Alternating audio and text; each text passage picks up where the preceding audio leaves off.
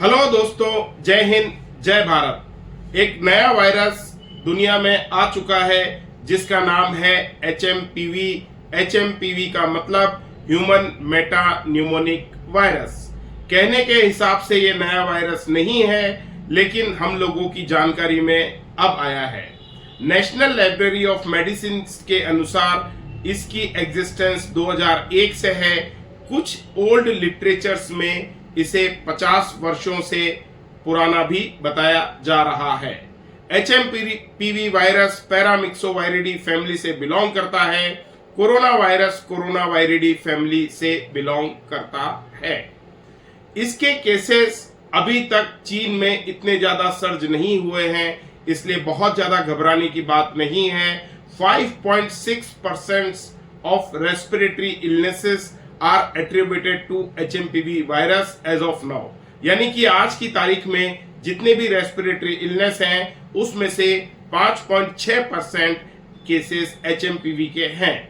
उदाहरण के तौर पे मैं आपको समझाऊं तो अगर 100 मरीज सांस की तकलीफ, जुकाम, बुखार, निमोनिया से संबंधित अस्पताल में भर्ती होते हैं तो केवल 5.6% केसेस में ही HMPV देखा गया है। 94.4% केसेस में अदर कॉजेस इन्वॉल्व हैं। अब बात करते हैं कैसे फैलता है और किन लोगों को अफेक्ट करता है। जैसे कि कोरोना वायरस फैलता था छींकने से, खांसने से, रेस्पिरेटरी ड्रॉपलेट से और एयरबॉर्न इन्फेक्शन से, उसी तरह से ही HMPV भी फैलता है। ज्यादातर अफेक्टेड केस जो देखे गए हैं 14 साल से कम बच्चे और 60 साल से ऊपर के बुजुर्ग।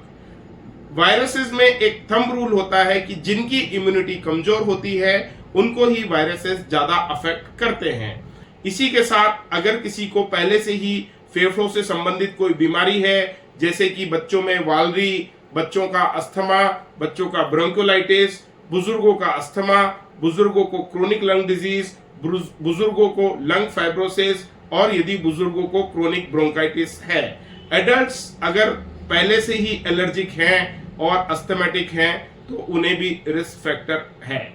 इसी के साथ यदि किसी मरीज की इम्यूनिटी कम हो, वो किसी भी उम्र का हो, इम्यूनिटी कम होने से मतलब इम्यूनोसप्रेसेंट मेडिसिन ले रहा हो, कीमोथेरेपी ले रहा हो, स्टेरॉइड थेरेपी ले रहा हो, क्रोनिक लंग डिजीज हो, क्रोनिक किडनी डिजीज हो, क्रोनिक हार्ट डिजीज हो और क्रोनिक लीवर डिजीज हो, या फिर डायबिटिक मरीज हो, या फिर काफी समय से किसी बीमारी से ग्रसित हो, उनको इस वायरस से इन्फेक्शन का खतरा थोड़ा सा ज्यादा है। अब बात करते हैं इसके क्या क्या लक्षण हो सकते हैं। लक्षणों में नॉर्मल वायरल फीवर के जो फ्लू के लक्षण होते हैं, खांसी, जुकाम, बुखार, नजला, नाक बहना और सांस लेने में तकलीफ होना, शरीर पे रैशेस होना और छोटे बच्चों में रिफ्यूजल टू फीड और अस्पताल में भर्ती होने की दर थोड़ी ज्यादा होगी। इसी के साथ बुजुर्गों में जो कि क्रोनिक लंग डिजीज या अस्थमा से पीड़ित हैं, उनको सांस में तकलीफ होना और उनको ऑक्सीजन सपोर्ट की जरूरत पड़ती है। अब बात करते हैं ट्रीटमेंट। जैसा कि हम सब जानते हैं कोरोना वायरस का ट्रीटमेंट भी सपोर्टिव था, फ्लू का भी ट्रीटमेंट सपोर्टिव होता है, उसी तरह से HMPV का भी ट्रीटमेंट मेनली सपोर्टिव होता है।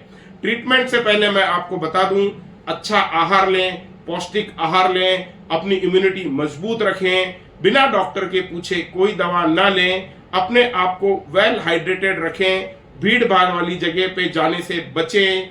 इसी के साथ अस्पताल जैसी जगह पे तो स्पेशली जाना बिल्कुल ही अवॉइड करें। जितने लोगों की जरूरत हो उतने लोग ही जाएं। यदि खांसते हैं, छींकते हैं तो अपना हैंडकरचीफ, रुमाल समय समय पे चेंज करते रहें। टिश्यू पेपर को प्रॉपरली डिस्पोज करें। बाहर से आने पे हाथ धोएं। सैनिटाइजर का यूज करना है। भीड़ भाड़ वाली जगह पे मास्क जरूर पहनना है। अननेसेसरी लोगों से और भीड़ भाड़ वाली जगह पे जाना बिल्कुल ही अवॉइड करना है। अब बात करते हैं क्या HMPV का वैक्सीन अवेलेबल है। तो मैं आपको बता दूं, अमेरिका में HMPV के वैक्सीन पे ट्रायल चल रहा है। जहां तक मेरी जानकारी है कि वैक्सीन फेज 1 में है। हो सकता है बहुत ही जल्दी हमको वैक्सीन अवेलेबल हो जाए। हालांकि अगर फ्लू वैक्सीन किसी को लगा हुआ है तो उनको सॉर्ट ऑफ प्रोटेक्शन इससे जरूर मिलेगा, और अगर नहीं लगा है तो पार्शियल प्रोटेक्शन के लिए फ्लू वैक्सीन तो एटलीस्ट लगवा ही सकते हैं। बिना डॉक्टर की सलाह के कोई भी दवाई किसी भी उम्र के मरीज को नहीं देनी। अगर आपको ऐसा लगता है आपको या आपके निकट संबंधी में किसी को इस तरह के viral related, upper respiratory related symptom हैं, तो उन्हें डॉक्टर के पास ले जाएं और उनकी प्रॉपर जांच कराएं। गवर्नमेंट ऑफ इंडिया के अनुसार इससे अभी तक कोई ज्यादा घबराने की, ज्यादा पैनिक होने की जरूरत नहीं है। हमारा सिस्टम इतना स्ट्रांग है कि हम ऐसी आपदाओं से लड़ सकते हैं, क्योंकि हमने पहले भी पास्ट में कोरोना वायरस जैसी आपदा का डटकर मुकाबला किया है। छोटी सी जानकारी थी, उम्मीद करता हूं आपको पसंद आई होगी। ज्यादा से ज्यादा हमारे वीडियो को लाइक करें, हमारे चैनल को सब्सक्राइब करें। जय हिंद, जय भारत।